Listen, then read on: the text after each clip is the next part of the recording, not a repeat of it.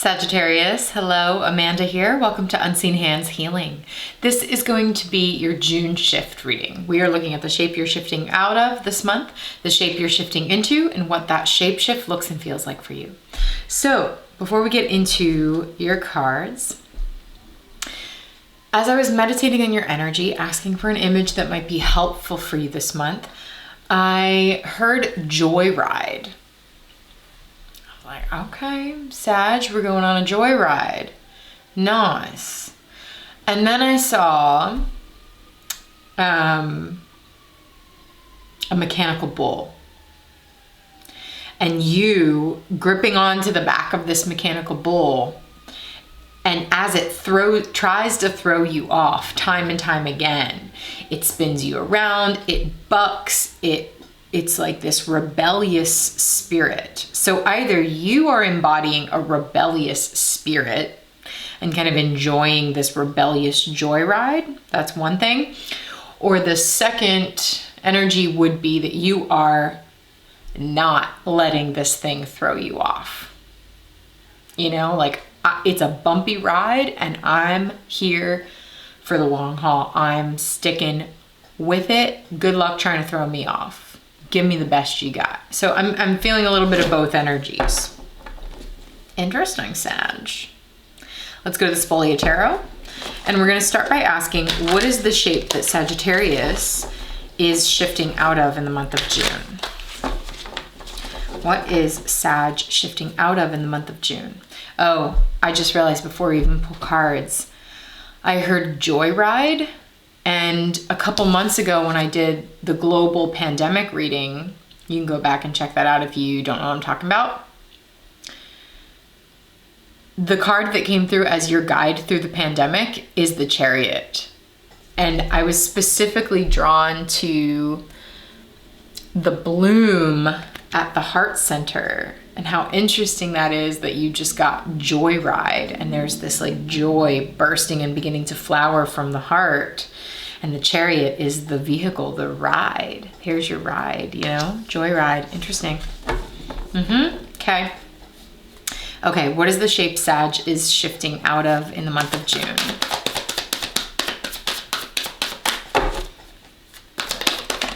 Ah!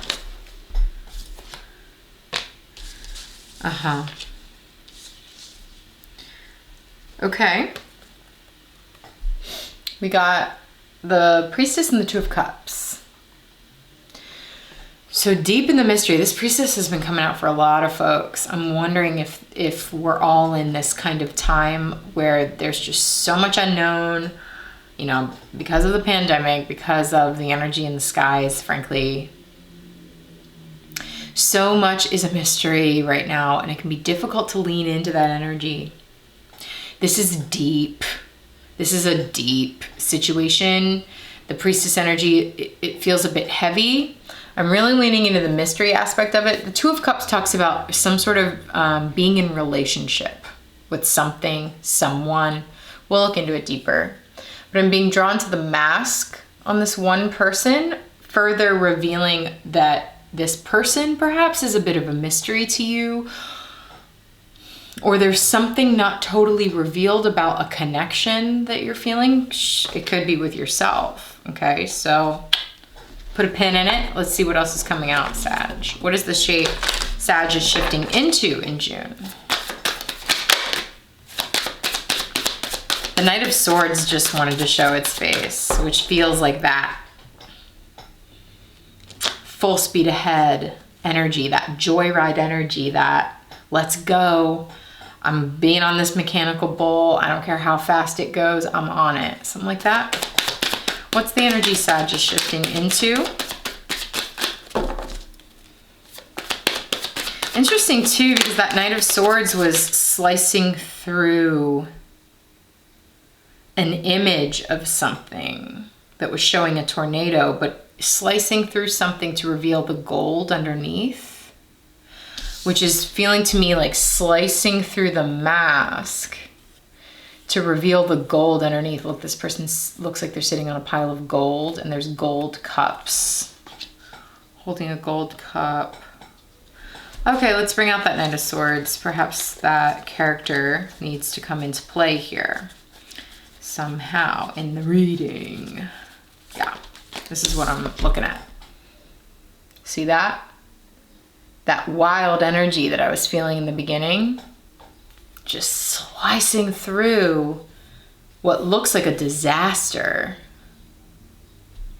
But it's actually just a picture on a canvas, and when you roll it up, it looks like it's kind of lifting up at the bottom. When you roll it up or slice through it, you reveal the gold underneath, pure gold underneath. Okay, I'm gonna put that out there and see if we can't get something more specific here. A card to come out for Sagittarius. What is the shape Sag is shifting into in June? Nice. Grab that. Okay. We have the Four of Wands. So here's the joy in Joyride. This is energy of celebration, of connectedness, of feeling like structures are beginning to form that allow more freedom and openness and play and enjoyment.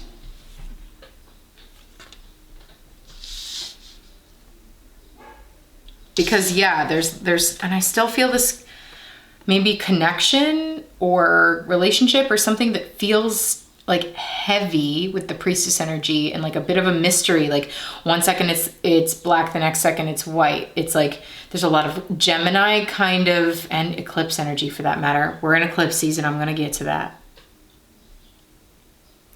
But it's like there's an energy of things switching often and not being sure which end is up and feeling confused as to like the situation just really isn't black and white, and that is confusing. It's hard to know where you stand. That's Gemini energy, you know? It's like seeing relationships presenting themselves as mirrors and therefore not really being able to tell what's your crap and their crap, you know? Like, okay, is this me in this relationship creating this energy, or is it the other person, or is it both of us? In what ways is it me? In what ways is it them? You know, okay, so that's all this energy here that's creating quite a mystery that's kind of heavy. And again, like I'm getting the winding of the snake just sort of being like tossy and turny. Oh, like the mechanical bull. Tossy turny, but you seem to be in this. You're like, no, I think this relationship is worth celebrating. Like I want to get to the point of joy. I want this to be a joyride and not some sort of like awful thing that I'm constantly trying to clutch onto and like barely holding on. Like, can we make this a little more enjoyable, pleasurable, free, open, room to breathe? Harmony, existing in harmony. Okay, let's get more cards. But it's like we gotta slice through the veil. Or slice through the veil.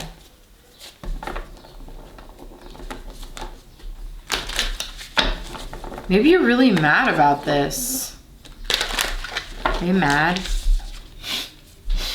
I'm getting, I'm just looking at the steam that seems to be coming from the head of the Knight of Swords. I don't often fixate on that, but I'm like, ooh, you steamy about this. Let's see. What else? What does this shift look and feel like for Sag in June?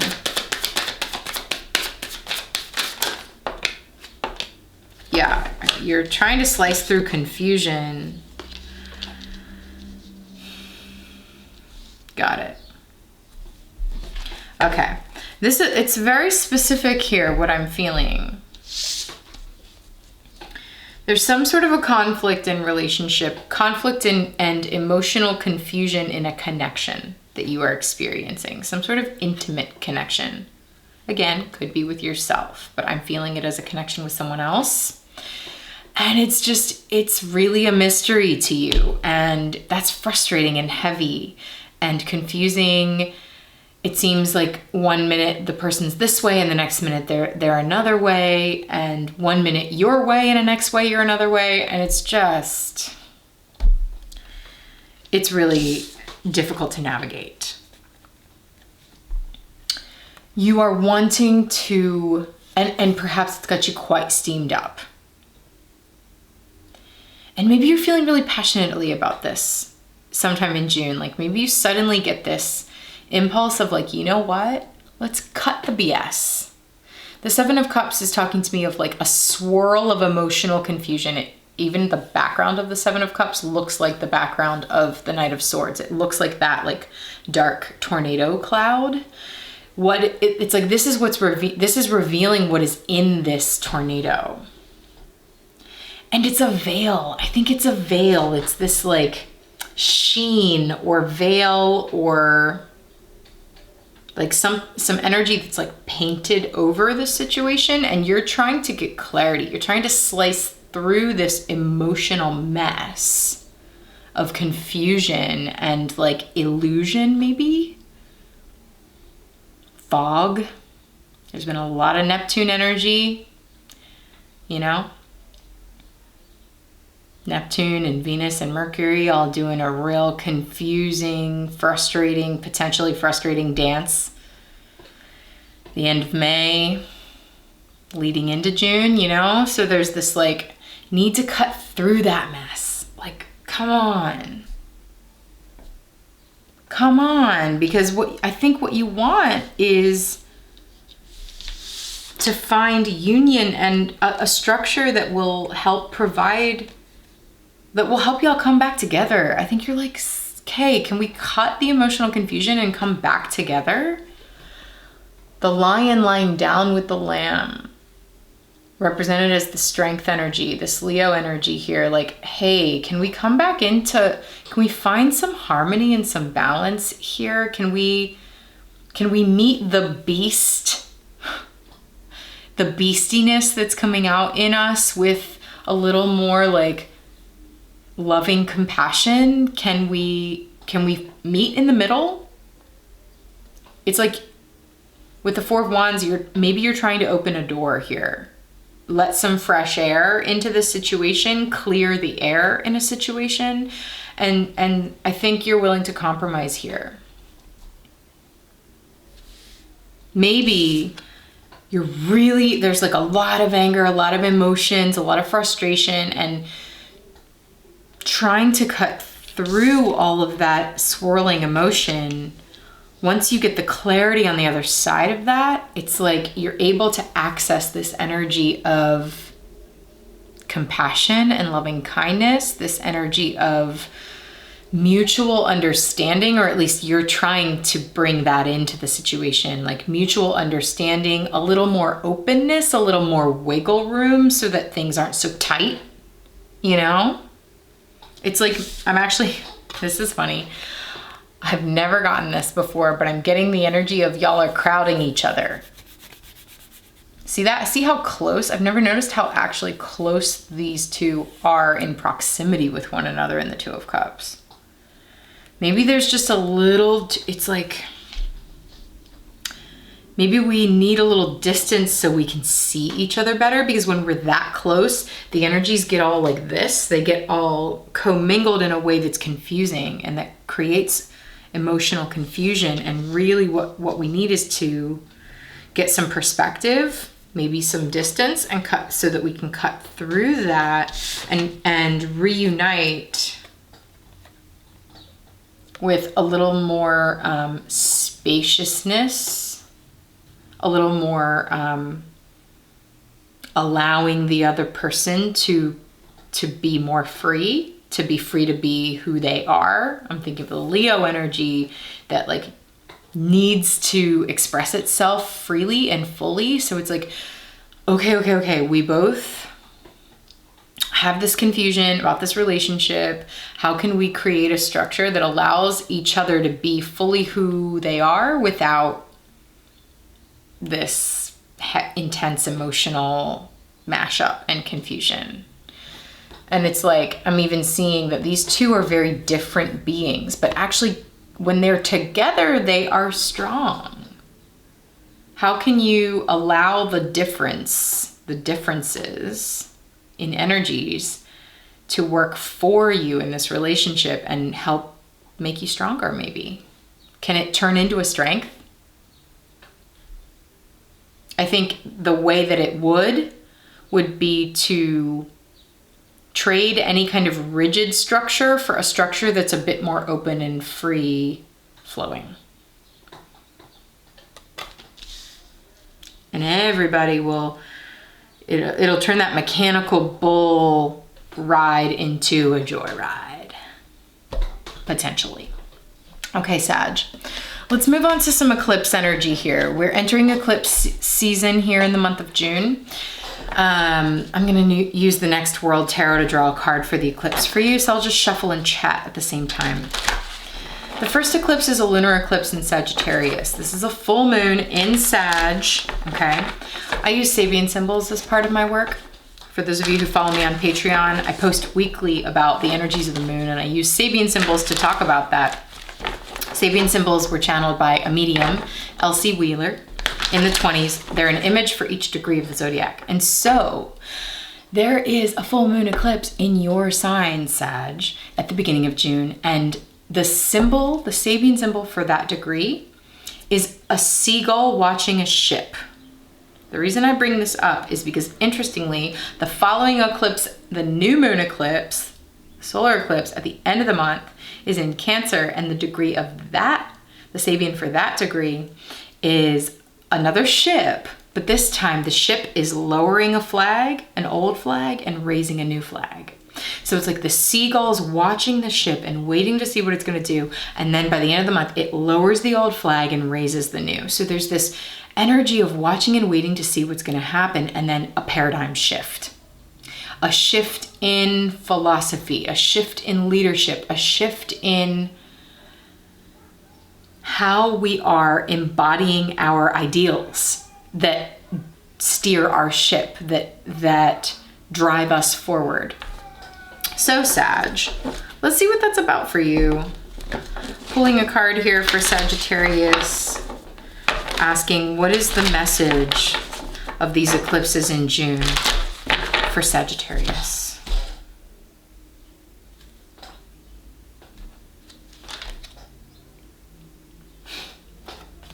Okay, there it is. Suspension. This is the Hanged One. This is Neptune. This is the fog, the confusion, the intense emotional cloudiness that we've been in. This is the seagull watching and waiting to see what's going to happen with the ship. And interesting that we have this moon sun energy, which is kind of speaking about the eclipse as well, plus the full moon here and the black and the white, the shifting of the light, that speaks to the eclipse. Love to see that. And then we have the Page of Wands. And it's a bridge. And you know, essentially this is talking about bridging a gap. Bridging a gap. Hey, is there any way we can come back together here? But if we did, it would have to be under a new flag, a new structure, a new umbrella, you know? Interesting. It's like crossing the bridge. The bridge looks like a threshold to a new land. And the Four of Wands looks like the threshold on the bridge. See? This is the doorway that seems to be opening here with these eclipses. You know, and the Page of Wands is a message. Pages are messengers. And I think this is the message being sent, maybe, to say, hey, let's bridge this gap. Hey, can we try to come back together? Let's talk. That's how I'm feeling this energy. It says the home of fire, which is so interesting because the Four of Wands is sometimes talked about as people building a home together. That doesn't have to be literal for you, although it could be. But I think it's more like a sense of home and belonging with both of our fire energies. Maybe you're up in here with a Leo or another fire sign. It's like with both of our intense, steamy, remember the Knight of Swords was steaming, like with both of our intense emotional energy, how can we find a home for both of our levels of intensity, for both of our fires to coexist? Okay, I like that. Sag, very interesting. So we're gonna take this into an extended reading now. This is just the first half of your June reading. The second half, I'm gonna use a bunch of other decks and get some deeper clarity on the energy that came out here and see if we can't flesh this out a little deeper. If you'd like to journey with me into the extended reading, stick around. At the end of this video, there will be a preview of the extended so that you can make sure it's resonating with you. If it is, click the link in the description box below and that will take you over to Patreon, which is a community I've created online for folks who are resonating with my work. If that sounds like you and you'd like to view this extended, meet me over there, read the full description that's over there so you know how a patronage works, and then I'll send you the extended for June. Sag, if you'd like to support my work here on YouTube, it helps so much if you click like on this video, leave me a comment, let me know how it's resonating with you, and if you haven't already, subscribe to the channel so that the work can grow here on YouTube. All right, thanks Sag, I'll talk to you soon.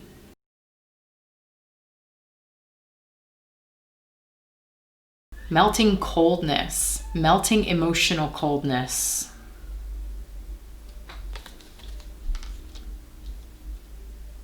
Again, in order to reunite like children. Children aren't emotionally cold to one another.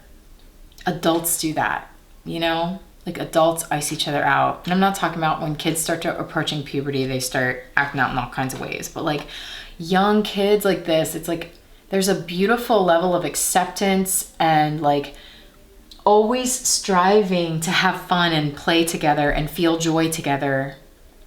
There's a major warmth in the energy of a childlike reunion here. You need to find that warmth to melt the emotional ice out that's happening in order to find each other again.